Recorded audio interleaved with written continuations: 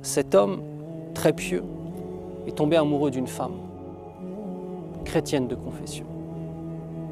Toutes ces adorations qui sont derrière lui. Il voit cette femme et il tombe amoureux d'elle. Épris d'elle, amoureux d'elle, fou d'elle. Elle ne quitte plus son esprit. Dans ses adorations, il n'arrive plus à se concentrer. Il ne fait que penser à cette femme. Il prend son courage à deux mains, il va la voir et lui propose le mariage. Bien évidemment, pour le mariage, il faut qu'elle se convertisse à l'islam. Elle lui dit « J'accepte de me remarier avec toi, avec l'accord de mon père, si toi, tu deviens chrétien. » Elle a dit « A'udhu billah, jamais. » Et la femme lui dit clairement qu'il ne peut pas. Il rencontre le père discute avec lui et voit, parce que ces hommes-là étaient des étrangers, il voit que ce musulman-là, qui était connu dans la communauté musulmane, s'il devient chrétien, c'est un argument pour appeler les autres musulmans à la chrétienté. Et notre homme pieux de refuser. Mais notre homme pieux de ne plus dormir. Notre homme pieux d'être dévoré par la passion et par le désir de cette femme. Puis il se dit, je vais faire semblant d'être chrétien, mais je vais garder la foi dans mon cœur. Ça y est, le diable l'a eu.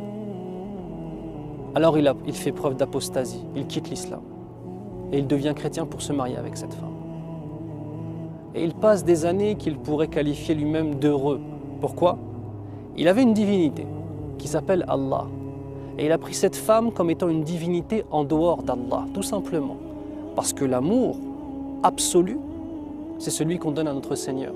Et si l'amour d'une créature te fait quitter l'amour du Créateur et l'adoration du Créateur, c'est que cette créature, tu l'as pris comme divinité en dehors d'Allah. Et après un certain nombre d'années, un matin, il se réveille et son épouse lui dit « Je ne veux plus de toi. Tu es un homme qui n'a strictement aucune valeur. Tu as délaissé ton Seigneur pour une femme et pour un plaisir de la vie d'ici-bas.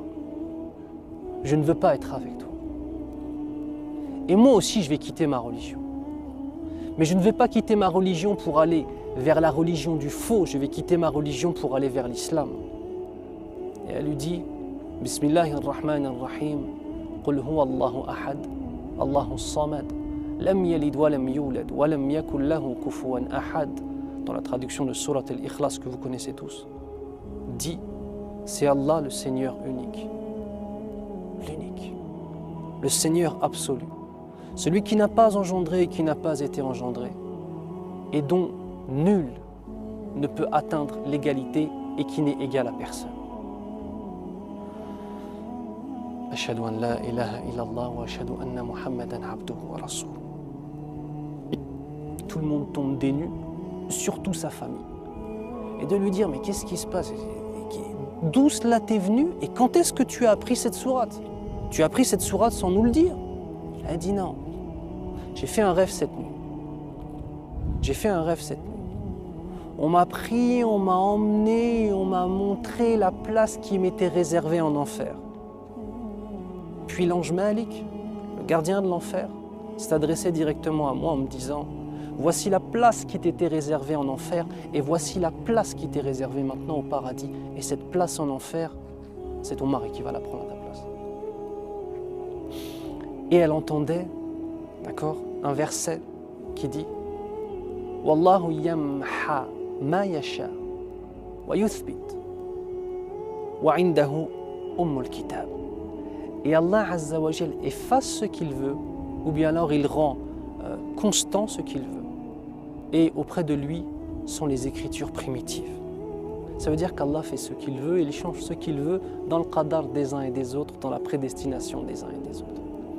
Et elle dit, et les anges n'ont cessé de répéter cette sourate. Qul huwa Allahu ahad, Allahu samad, lam yalid wa lam yulad wa lam yakul lahu kufuwan ahad, jusqu'à temps que je finisse par la mémoriser. Et je me suis réveillé ce matin et cette sourate, je la connaissais. Elle a quitté cet homme pour Allah Azza wa Jal. Et cet homme, ayant délaissé son Seigneur, son cœur était scellé. Allah lui avait enlevé la foi du cœur. N'oubliez pas que la foi est un bienfait qu'Allah donne à qui il veut et que c'est un rizq, c'est-à-dire une subsistance qu'Allah donne à qui il veut. Et cette subsistance, il l'avait enlevée de son cœur. Et il est mort apostat. Cette histoire elle est très importante pour nous tous, parce qu'elle nous rappelle un certain nombre d'éléments fondamentaux dans notre existence. Allah guide qui il veut, égare qui il veut. Et que si tu crois que ta simple volonté pour aller à l'encontre de toutes les passions, tu te trompes. Il faut demander à notre Seigneur de nous préserver.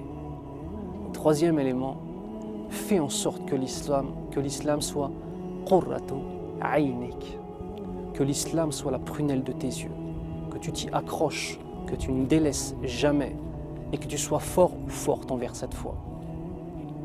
On est attaqué de toutes parts vis-à-vis de notre foi, de toutes parts, de l'extérieur, de l'intérieur, dans nos familles, à l'extérieur de nos familles, dans le monde, dans le... Subhanallah, accroche-toi, sois fort et sois forte, et c'est ça l'action. Accroche-toi, sois fort, sois forte. Et rappelle-toi toujours du fait qu'Allah Azza wa Jal t'aime et qu'il t'a honoré par l'islam. Et que si Allah Azza wa Jal t'a honoré par l'islam, tu te dois d'être une personne honorable. Et qu'Allah t'a donné le plus beau cadeau qu'on puisse s'imaginer, cette foi musulmane. Soyons-en dignes, accrochons-nous à cette foi. Soyons des hommes et des femmes min ibadillahi salihin, parmi les adorateurs d'Allah Azza wa Jal pieux.